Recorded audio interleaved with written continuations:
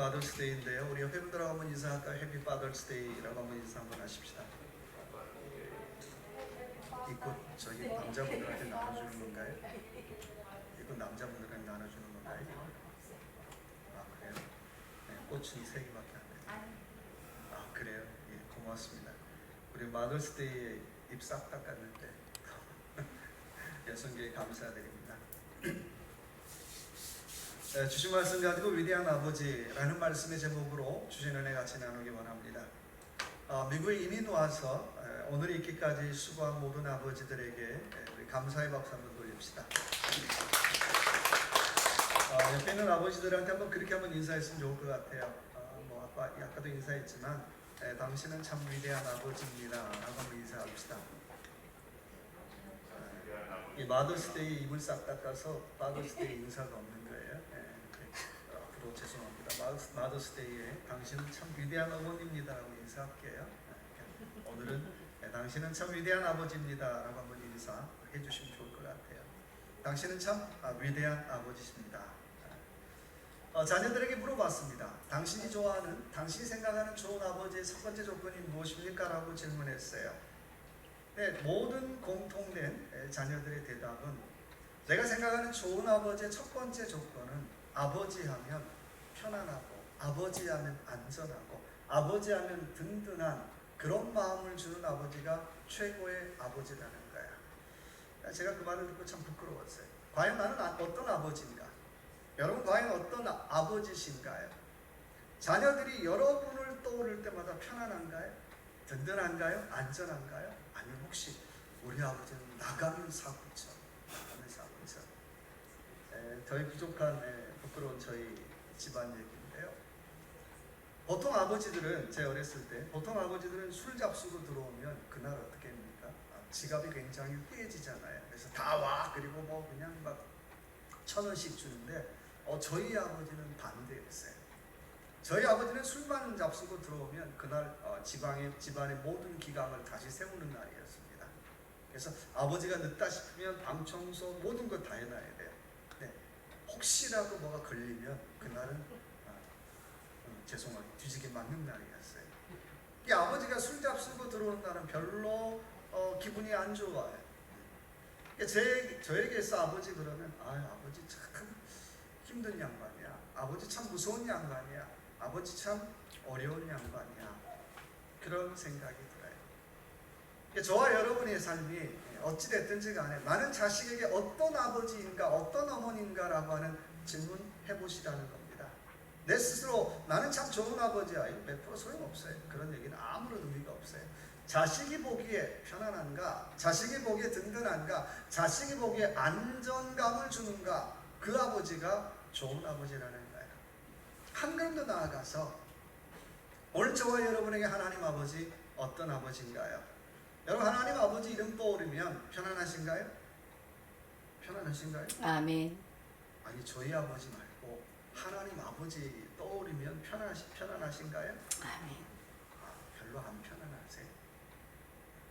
최소한 신앙생활은 하나님 아버지 그럼 어떻게 편안해야 되잖아. 만족해야 되잖아. 평안해야 되잖아요. 그래도 어떻게 든든해야 되잖아요. 오늘 본문은 믿음의 아버지인 아브라함이 하나님께 믿음의 테스트를 받는 내용이에요. 쉬운 말로 말하면 파이널 이그젠 같은 거예요. 한 학년 더 올라가기 전에 테스트 받는 내용의 말씀이에요. 1절의 말씀 보니까 이렇게 시작합니다. 그 일 후에 하나님이 아브라함을 시험하시려고 그를 부르시되 아브라함 하시니 그가 이르되 내가 여기 있나이다 라고 말씀하고 있어요. 1절에 보니까 그 일 후에 하나님이 아브라함을 시험하사 라고 얘기하고 있어요. 여러분 그 일 어떤 일이에요? 하나님이 누구를 선물로 줬죠? 이삭을 선물로 줬어요. 이삭이라고 하는 말의 뜻은 뭡니까? 기쁨이에요. 뭐 다른 말로 말하면 축복이라고 해도 괜찮고 은혜라고 해도 괜찮고 감격이라도 해도 괜찮아요. 근데 하나님은 참 희한하게도 그런 기쁨, 감격, 놀라운 축복 다음에 꼭 어떻게 해요? 바로 뒤에 시험하사라는 단어를 붙이시더라는 거예요. 하나님 아버지의 마음 알다가도 모르겠어요. 처음부터 시험하시지 앞에 왜 이삭은 덜컥 주셔가지고 그 다음에 어떻게 해요? 시험하사라는 단어를 붙게 하시냐는 거예요. 여러분, 우리가 분명히 기억해야 될 것은 축복 뒤에는 뭐가 따라온다? 반드시 시험이 따라온다는 거예요. 그러니까 그 축복이 진짜 축복이 되려면 축복 뒤에 따라오는 테스트, 시험을 잘 통과할 때 그 축복이 내 축복이 되고 그 은혜가 내 은혜가 되는 줄로 믿습니다. 제가 아는 집사님 중에 한 분이 젊을 때에 성령의 9가지 은사를 다 받았어요. 처음에는 그렇게 겸손했던 양반이에요. 근데 이분이 성령의 9가지 은사를 받으니까 목이 점점 올라가기 시작했어요. 얼마나 놀라우냐면 지나가는 사람들 다 봐요. 눈을 마주치고 너 옛날에 이랬지 그러고 쫙 읊어대기 시작해요.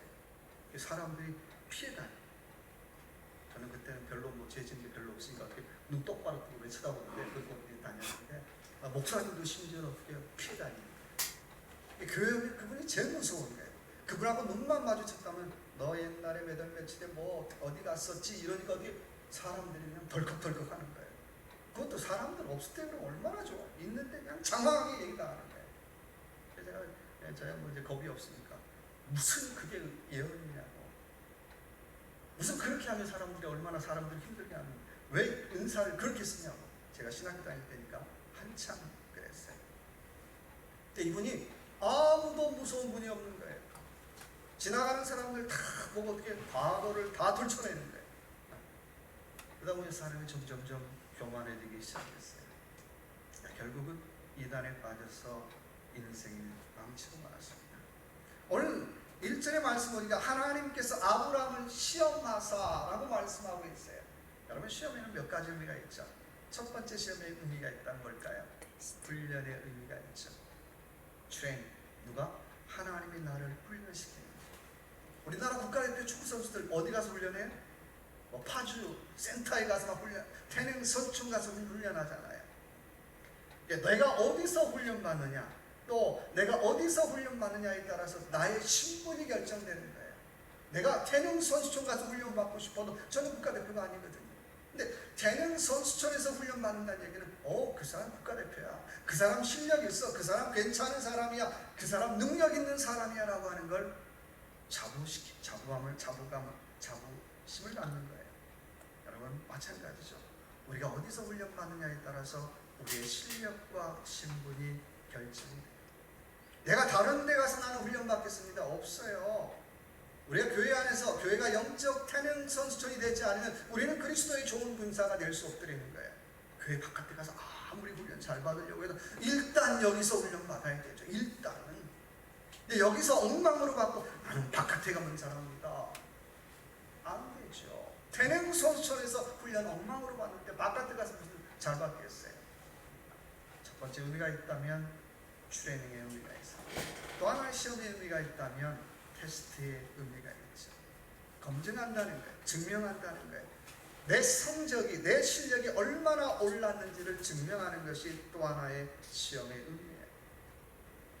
내가 1학년에서 2학년 올라가는데 상상해보자고요.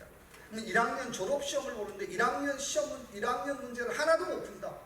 1학년 통과 못한 거죠. 페일한 거잖아요. 내가 학교 다녔으니까 2학년 보내주세요. 내가 학교 다녔으니까 3학년 보내주세요. 안 돼요. 실력이 없잖아요. 검증되지 않았잖아요. 학교 다니는 것도 똑같아요. 영적인 것도 똑같다는 거예요. 내가 1년 신앙생활하고 2년 신앙생활을 10년을 했으면 어떻게 해요? 그 단계에 맞는 것 프로 증명해버리는 거예요. 테스트 증명해버리는 거예요. 내 믿음을 증명해버리는 거예요. 내가 믿는 하나님 증명해버리는 거예요. 내가 믿는 예수님 증명해버리는 거예요. 나태파 제일장로교회 그것 말고요. 내가 예수 믿는 거 정말 증명해버리는 거예요. 그래야 그게 두 번째 시험의 의미가 있는 거예요. 에베소서 11장 6절의 말씀에 하나님께 나아가는 자는 반드시 그가 계신 것과 또 자기를 찾는 자들에게 상 주시는 이심을 믿어야 할지 말씀하고 있습니다. 세 번째 시험의 의미가 있다면 트라이죠. 부딪혀보는 거예요. 해보는 거예요. 이게 좀 어렵다고 생각하면 난 못해. 좀 트라이 해보려는 거예요. 포기하지 말고 해보려는 거예요. 열심을 한번 해보려는 거예요. 오늘 하나님께서는 아브라함을 위대한 아버지로 트레이닝하고 계세요. 우리는 그 아브라함의 모습을 통해서 위대한 아버지의 모습을 우리는 배워볼 수 있는 것입니다. 자, 그러면 위대한 아버지 첫 번째 모습 같이 볼까요? 3절 같이 읽어보겠습니다. 3절. 아브라함이 아침에 일찍 일어나 나귀 안장을 지고 두 종과 그의 아들 이삭을 데리고 번제에 쓸 나무를 쪼개어 가지고 떠나 하나님이 자기에게 일러주신 곳으로 가더니. 위대한 아버지에게 붙는 단어 중에 하나가 항상 뭐요? 일찍이. 한번 따라합시다. 일찍이. 늦게, 대충. 이거 아니에요. 최소한 믿음의 신앙의 위대한 아버지에게 따라붙어야 될 단어가 있다면 일찍이라는 단어예요. 아브라함은 오늘 트레이닝 받는데 항상 어떻게 일찍이 준대. 영적으로 부지런하죠. 참 좋은 아버지예요. 우리 영적으로 부지런하다라고 하는 것은 어딜 가든지 은혜를 사모하는 사람. 누가복음 19장에 보면 삭개오라고 하는 사람을 만나게 됩니다. 어느 날 이 삭개오가 예수님이 지나간다는 소식을 들었어요. 너무너무 보고 싶었습니다. 그 예수님 만나기 위해서 어떻게 행동하는지 아세요? 19장 4절에 말씀하니까 앞으로 달려가 보기 위하여 돌 무화과 나무에 올라가니. 달리는 것도 부족했어요. 어떻게 해요? 돌 무화과 나무에 올라가더라는 거예요. 삭개오 나이 한 40 정도를 봐요. 굉장히 연세 드신 양반이죠. 나이도 잃어버리고 체면도 잃어버리고 어떻게 올라가더라는 거예요. 왜 그런 행동합니까? 왜 나이값도 못하게 왜 그런 행동할까요? 다른 거 아니죠. 은혜 받는 일이 그만큼 소중했다는 거예요. 내가 주님 만나는 일이 그만큼 소중했다는 거예요. 내가 하나님 만나는 일이 그만큼 소중했다는 거예요. 내가 하나님 만나는 일이 소중했기 때문에 내 나이도 까먹어요. 내 체면도 까먹어요. 내 신분도 까먹어요. 여러분 그런 경험 있으신가요? 예배 때 내 나이가 몇 살인데 내 체면이 어느 정도인데 내 신분이 어느 정도인데 땡땡땡. 최소한 우리가 하나님 앞에 예배 드리는 이 순간만큼은요 내 나이 잊어버려야 정상이에요. 유행가 내 나이가 어때서가 아니라 하나님 앞에 예배 드리는 그 순간만큼은 내 나이도 잊어먹어야 되고요, 내 체면도 잊어먹어야 되고 내 신분도 잊어먹어야 되죠. 그게 정상이잖아요. 삭개오가 그렇게 했다는 거예요. 앞으로 달려가 보기 위하여 돌 무화과 나무에 올라가. 은혜를 사모하는 사람에게 꼭 필요한 말이에요. 여러분 나는 은혜 받기 위하여 얼마나 달려가고 있습니까? 나는 얼마나 은혜 받기 위하여 얼마나 올라가고 있습니까? 대충 은혜 못 받아요. 신앙생활 부지런하지 않으면 은혜 못 받아요. 기도 아무나 하나요? 아무나 못해요. 부지런해야 기도해요. 찬송 아무나 못해요. 부지런해야 찬송해요. 말씀 아무나 보지 못해요. 부지런해야 말씀 봐요. 대한민국에 대학 입시 때마다 꼭 안타까운 장면 하나 있어요. 꼭 시험장 문을 닫을 때쯤 되면 들어오는 아이들 있죠. 삐뽀 그러고 어떻게 경찰차 타고 탁 들어오는 아이. 참 안타까워요. 평생 한 번 있는 날이죠. 평생 한 번 있는 시험 보는 날 지각하는 거예요. 일생에 한 번 있는 날 지각하는 거예요. 답답하시죠. 오늘 2절의 말씀 보니까 여호와께서 이르시되 내 아들 내 사랑하는 독자 이삭을 데리고 모리아 땅으로 가서 내가 내게 일러준 한 산 거기서 그를 번제로 드리라고 말씀하고 있어요. 자, 하나님이 아브라함에게 뭐 바치라고 얘기합니까? 독자 이삭 바치라는 거예요. 자기 목숨하고도 바꿀 수 없는 그 아들 바치라는 거예요. 자기 생명하고도 바꿀 수 없는 그 아들 바치라는 거예요. 오늘 하나님이 저와 여러분에게 뭘 요구하실까요? 뭘 요구하실까요? 정말 목숨과도 같은 걸 요구하시더라는 거예요. 우리가 하나님 앞에 예배 드리는 시간은 목숨과도 같은 시간 하나님 앞에 드리는 시간에 대해 알 줄 모르겠습니다. 목숨과도 바꿀 수 없는 그 물질 드리는 시간이 바로 예배 시간이라는 거예요. 내가 쓰고 다 남고 하나님 알아서 하세요. 아니죠.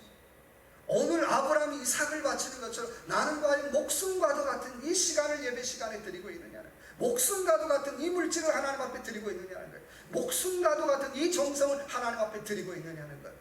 목숨과도 바꿀 수 없는 그 정성을 하나님 앞에 드릴 때에 하나님이 뭐라고 얘기합니까? 그때야 예배 드렸다, 예배 받으셨다라고 말씀하고 있는 것입니다. 믿음의 사람의 공통적인 특징이 있다면 항상 일찍 따라요. 마태복음 25장에 보니까 5달란트, 2달란트, 1달란트 받은 사람의 얘기가 나와요. 5달란트, 2달란트, 그리고 1달란트 받은 사람의 차이가 뭘까요? 좀 다르게 본다면 게으름과 부지런함의 차이예요. 자, 누가 상 받았습니까? 누가 벌 받았습니까? 다른 거 아니죠. 게으름과 부지런함의 차이예요. 내가 어떻게 해야 사명 감당할 수 있습니까? 부지런해야 사명 감당할 수 있어요. 누가 좋은 아버지입니까? 영적으로 은혜 받는 일에 항상 일찍이 서두는 사람, 항상 일찍이 한 걸음 더 앞서가는 사람, 바로 그 사람이 첫 번째 좋은 아버지의 모습입니다. 두 번째 위대한 아버지는 4절 볼까요? 제3일에 아브라함이 눈을 들어 그곳을 멀리 바라본지라. 두 번째 위대한 아버지는 영적으로 3일을 가는 사람. 오늘 아버지 아브라함은 이삭을 바치기 위해서 3일을 걷고 있어요. 여러분 3일 걷는 순간 5만 가지 생각이 다 들었겠죠. 이 아버지 아브라함은 하나밖에 없었어요. 하나님, 도대체 이게 뭔 일입니까? 아버지의 뜻이 뭡니까? 묻고 수천 수만 번 수억 번 물었을 거예요. 도대체 아버지의 뜻이 뭡니까?